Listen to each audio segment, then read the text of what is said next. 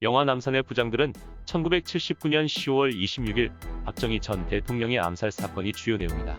박정희는 1961년 군사 쿠데타를 일으키고 1963년 10월 15일 5대 대선에서 승리하여 1979년까지 집권했다. 경제발전의 성과가 좋아서 1967년 재선에 성공했다. 박정희는 본격적으로 장기 집권을 하기 위해 3선 개헌을 단행하였는데 야당은 물론이고 공화당 내에서도 말이 많이 나왔으나 중앙정보부의 힘으로 자신의 입지를 다졌다. 박정희가 경부고속도로, 포항제철 설립 등으로 경제발전에 많은 기여를 한 것은 사실이지만 그와 동시에 부익부빈익빈이 점점 심해지고 있었다. 전태일 열사의 분신 사건이 이러한 사실과 관련된다. 6대 대선이 치러지고 2년 뒤인 7대 대선에서 박정희가 김대중 후보를 따돌리고 세 번째 집권에 성공했다. 그러나 부정선거 의혹으로 많은 비판을 받았고 8대 총선에서 여당이 참패하는 결과를 가져왔다. 박정희는 1972년 10월 17일에 10월 유신을 선포하였다. 국회 예산 모든 정치활동 금지, 전국 비상기업령 선포 등을 포함하여 출판과 언론까지 장악했다. 이 상황에서 유신헌법을 통과시켜 체육관 선거를 통해 8대 대통령이 된다. 1974년 8월 박정희 저격 미수 사건이 일어났다. 박정희는 무사했지만 영부인 유경수 여사가 총에 맞아 사망한다.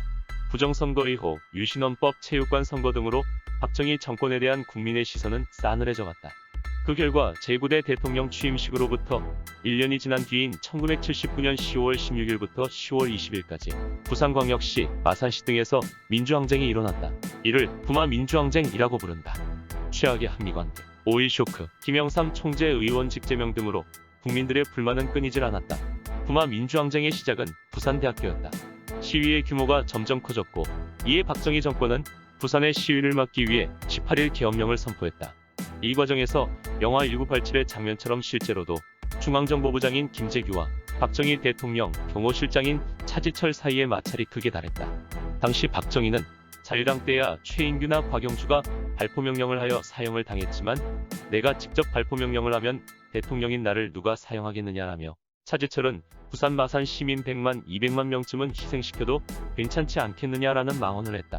김재규는 사형되기 전 위의 발언들이 12.6 사건을 일으킨 이유 중 하나라고 직접 밝혔다.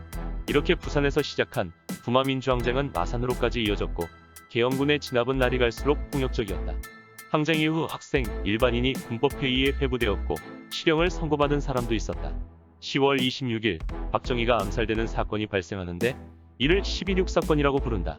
중앙정보부장이었던 김재규가 안전가옥에서 박정희 대통령과 차지철 경호실장 등을 사살한 사건이다. 6번으로 간 김재규는 체포되었고 사형을 선고받아 집행되었다. 만약 김재규가 6번이 아닌 남산중앙정보부로 갔다면 5.18 민주화운동에서 희생자가 발생하지 않았을지도 모른다는 말도 있다. 박정희의 사망으로 국무총리였던 최규하 총리가 권한대행으로 비상기업령을 선포했다.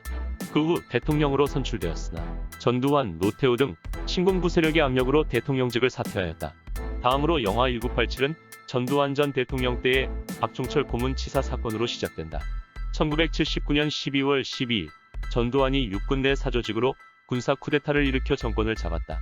그는 제10대 대통령 최규하를 사임시킨 후에 간접 선거로 취임하였고 대한민국의 제11대, 제12대 대통령이 되었다.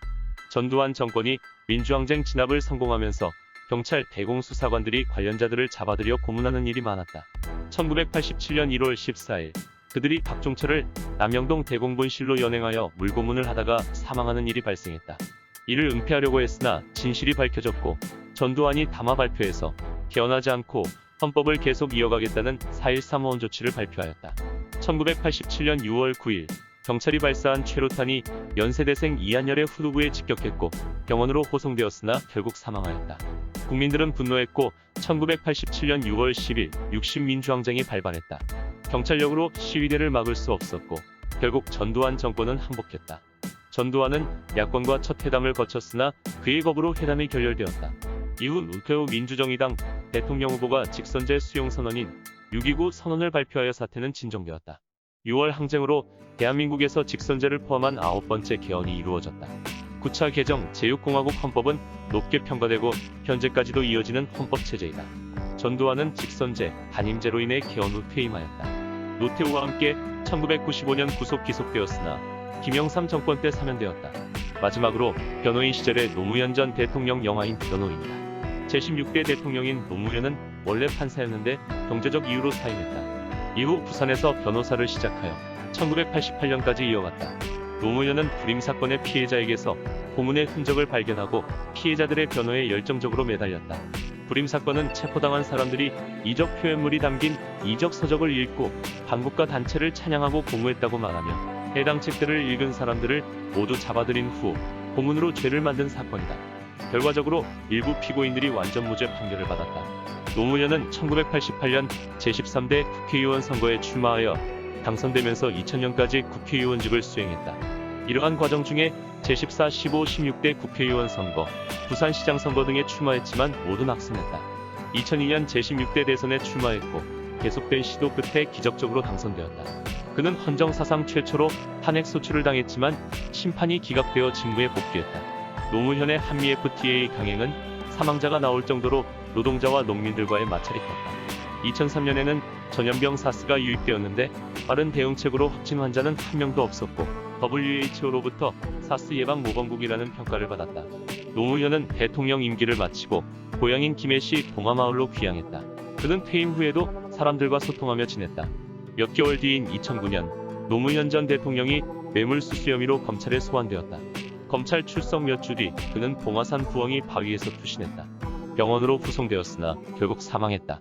이러한 픽션 영화는 우리가 알고 배워야 할 사실에 픽션이라는 재미를 더해서 흥미를 돋구어 주지만 단순히 오락, 홍보의 목적만 있는 것이 아니다. 이런 픽션은 현실에서 불가능한 것을 영화 속에서 보여주는 장치이다. 우리는 지난 역사를 통한 배움으로 미래에는 불미스러운 일들이 반복되지 않도록 해야 한다.